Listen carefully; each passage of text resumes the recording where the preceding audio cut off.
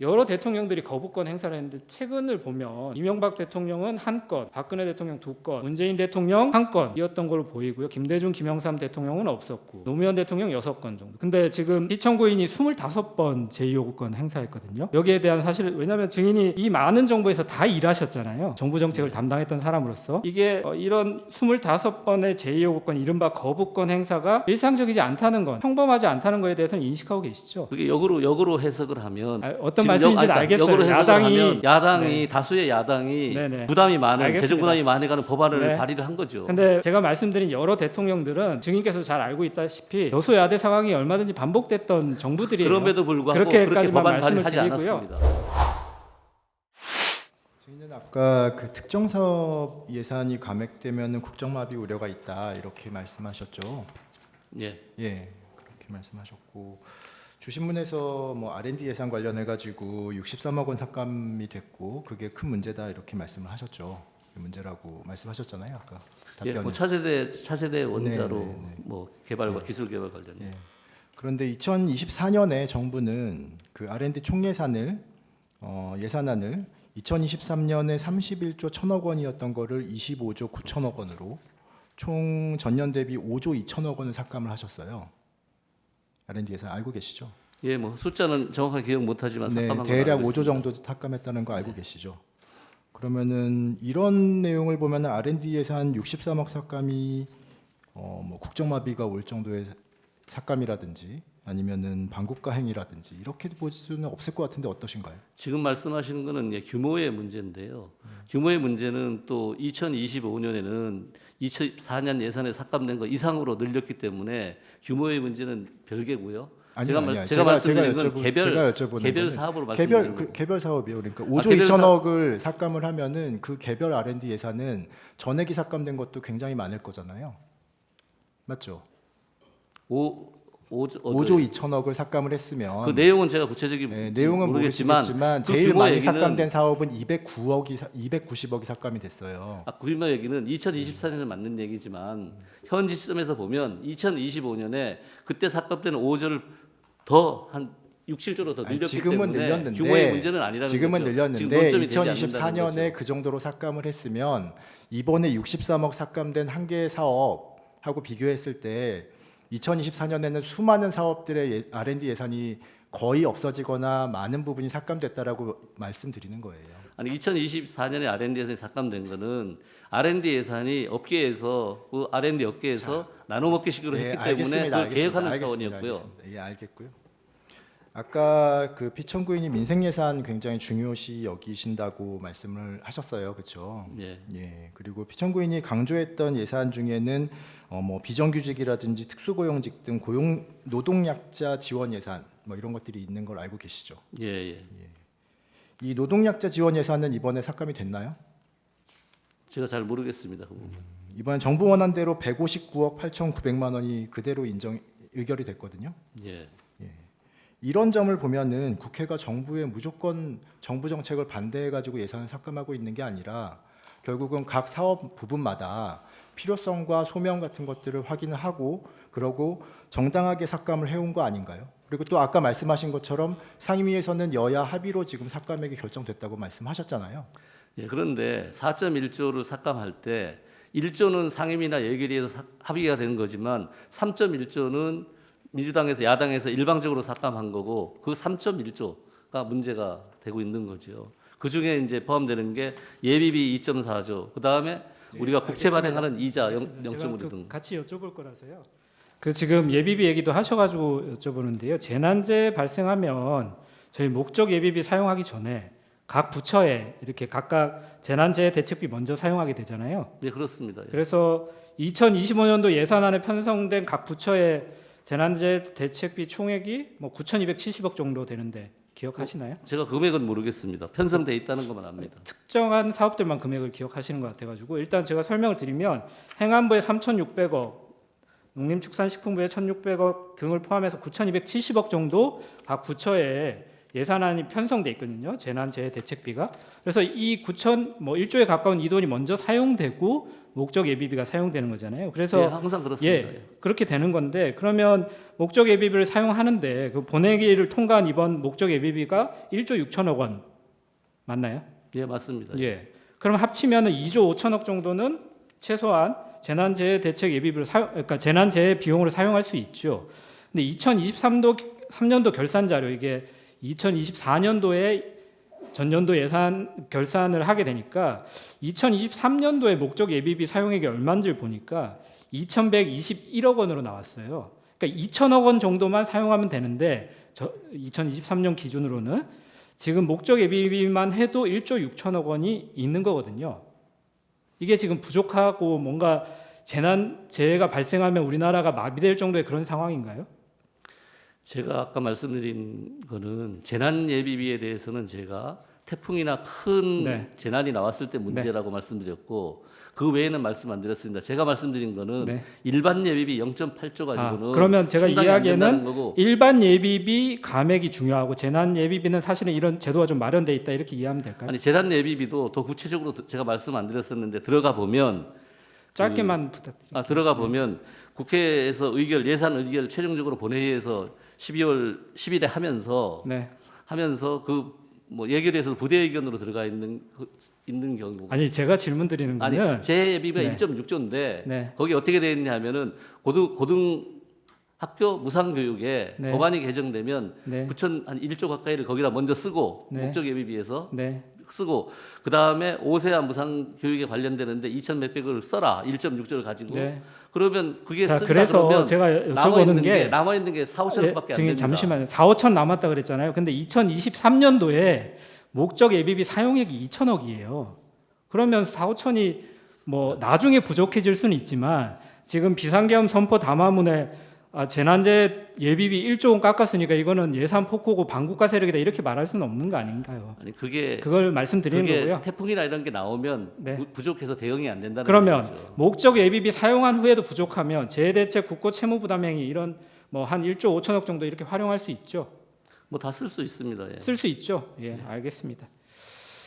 특활비 관련해서 좀 몇 가지 여쭤볼게요. 그 아까 집행 내역하고 증빙이 필요하다는 것 자체를 별로 동의를 안 하시는 걸로 이해하면 될까요? 말씀하신 게 내역이나 증빙이 필요하지 않다 특활비에 대해서는 내역이 사용 일시, 사용 금액 그것만 이제 다 그냥 적어내면 된다. 예, 예. 예.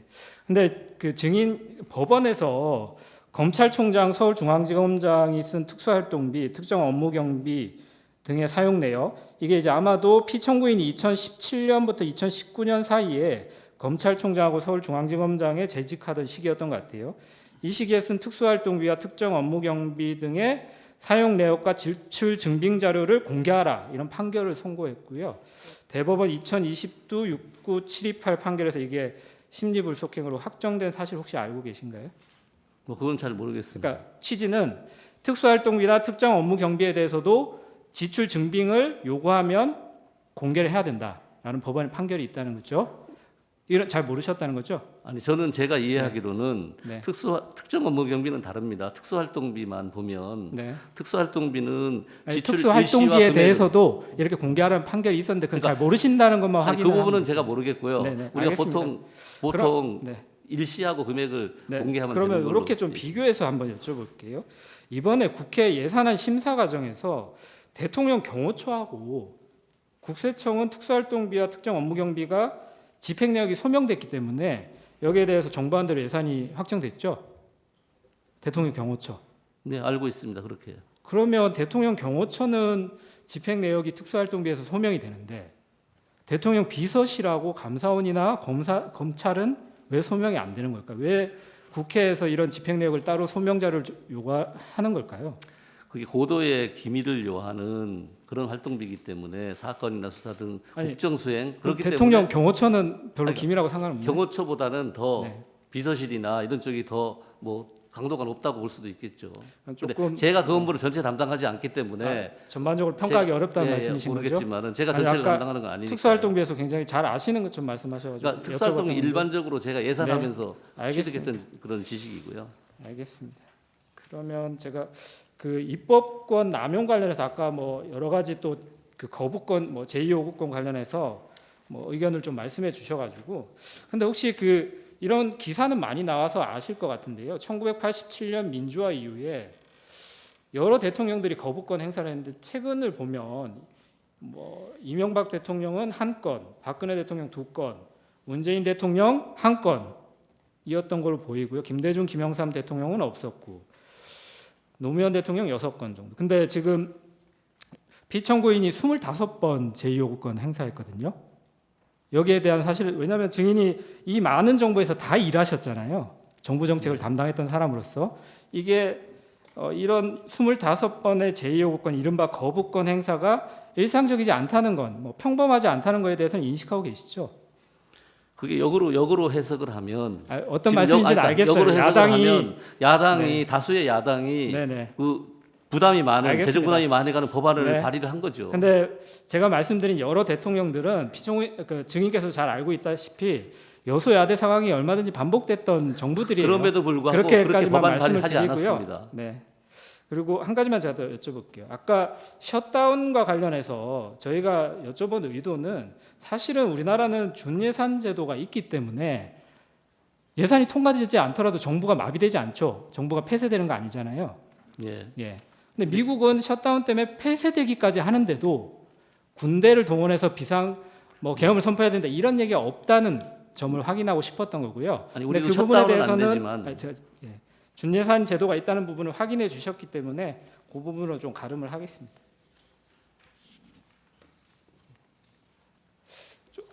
아까 경제 상황과 관련해서 말씀하셔가지고 제가 좀 그 부분을 좀 여쭤보고 싶은데요. 박근혜 그 탄핵 이후의 경제 상황, 아까 증인께서 뭐 경제 상황이 어떻게 될 거다라는 의견을 좀 말씀해 주셔서 제가 같은 의견을 좀 묻고 싶은데요. 2017년 3월 10일에 박근혜 대통령 탄핵 결정 이후에 3월 달에 국제신용평가사 무디스가 발표한 한국의 국가 신용도 전망 보고서에서 이런 얘기를 했다고 합니다. 지난해 10월부터 정치 스캔들로 시작된 한국의 혼란이 탄핵으로 한 단계 끝났다. 헌법재판소가 만장일치로 박 전 대통령 탄핵을 결정하면서 한국이 새 대선을 치르게 됐고 이는 한국의 신용도에 긍정적이라고 평가한 사실 혹시 기억하시나요? 아니요 기억 못합니다. 알겠습니다. 그러면 최근의 일을 여쭤볼게요. 2025년도 1월 13일 날 글로벌 3대 신용평가사 뭐 무디스나 이렇게 3대 평가사가 있잖아요. 예. 최상목 권한대행하고 화상 면담을 했다고 해요. 거기서 이 3대 신용평가사가 한국 정치의 불확실성이 장기화되면 외국인 투자 또는 기업의 의사결정에 끼치는 부정적 영향을 간과할 수 없다. 이렇게 견해를 밝혔다고 하는데 이건 알고 계신가요? 예, 뭐 제가 알지는 못하지만 네. 뭐 그건 틀린 얘기는 아니라고 생각합니다. 예, 그래서 같은 취지에서 질문을 좀 드리고 싶은데요. 뭐 최근에 윤석열 디스카운트 이런 말도 나오는데 경제 전문가 입장에서 현재 진행되는 탄핵 심판이 어쨌든 뭐 그 지연되는 것보다 빠른 시기에 헌법재판소가 결정을 내리는 것이 좀 경제적 불확실성을 제거해서 외국인 투자나 기업의 의사결정에 끼치는 부정적 영향을 좀 없애는 방향으로 가지 않을까라고 생각이 드는데 어떠신가요? 뭐 제가 얘기할 사항은 아닌 것 같습니다. 헌법재판소에서 알아서 판단하셔서 결정을 내릴 거로 보고 있습니다. 마지막으로 한 가지만 여쭤볼게요. 지금 오늘 나오셔가지고 쭉 답변하시는 내용을 들어보니까 증인의 이런 경제라든지 예산이라든지 이런 거에 관한 인식이 피청구인의 인식하고 굉장히 유사하신 것 같아요. 증인께서 지금 경제수석으로 이렇게 계속 재직을 하시면서 이제 여러 번 피청구인이랑 같이 회의도 하시고 뭐 논의도 하시고 그러셨을 거잖아요. 예. 그렇죠. 근데 그 과정에서 지금 증인과 피청구인이 그런 인식을 공유하면서 계속해서 보고하고 서로 논의하고 협의를 하셨던 건가요?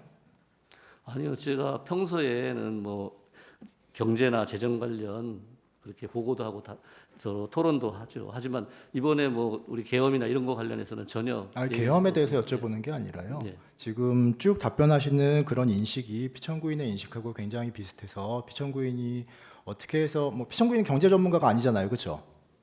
예. 예, 피청구인 경제 전문가가 아니고 그 경제 전문가인 증인께서 거기에 조언을 해주시는 역할을 하는 거잖아요, 그렇죠? 예. 예, 근데 어떻게 해서 경제에 대해서 비전문가이신 피청구인이 그런 인식을 갖게 되셨을까를 제가 궁금해하고 있었는데 오늘 증인께서 말씀하신 내용을 들어보니까 굉장히 인식이 비슷하셔가지고 그래서 여쭤보는 거예요. 보고를 하시면서 그런 경제에 대해서 평가를 해서 그 피청구인과 같이 논의를 하셨는지를 여쭤보는 거예요. 근데 기본적으로 윤 대통령이 경제에 대해서 많이 알고 계십니다. 아, 그러세요? 모르는 게 아닙니다. 예. 네, 알겠습니다. 여기까지 하겠습니다. 예, 수고하셨습니다. 예, 돌아가십시오. 예. 하십시오.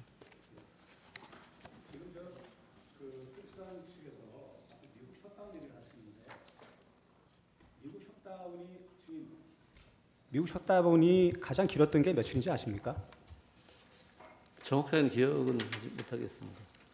예, 한 20 며칠 됩니다. 그리고 저 대부분이 10 며칠에서 길어야 20 며칠로 다 끝났습니다. 1, 2주 정도 예, 가는 예. 걸로 알고 있습니다. 예. 이게 76년부터 이제 저 한 20여 회 일어난 건데 이거는 여야 국회가 합의가 안 됐을 경우에 셧다운이 되지 않습니까? 예. 이건 뭐 국회 책임이죠. 그건 계엄의 대상이 아니죠. 계엄이란 것은 그 나라가 혼란스럽고 전시 뭐 이런 그저 그 비상사태 있을 때 대통령이 판단해서 하는 것인데 이건 여당하고 야당이 합의가 안 된 것인데 거기다 무슨 계엄을 선포합니까? 그러니까 말도 안 되는 경강부회를 좀 하시기 때문에 제가 그 지적을 하는 건데 이거는 여야가 합의가 되면은 예산안이 정해지는 거 아닙니까? 예, 그렇습니다. 근데 지금 여기서 지금 그 야당의 그저 저희가 예산에 대해서 한다는 그 주장은 예산안을 갖다 그냥 다 삭감해 버리면 1년 동안 쓸 수가 없지 않습니까? 예. 그러니까 셧다운하고는 아무 관계가 없이 비교 자체가 안 되는 거 아닙니까? 예, 그렇습니다. 예, 예 이상입니다. 돌아가십시오. 예. 정의 신문을 마쳤고요. 채택된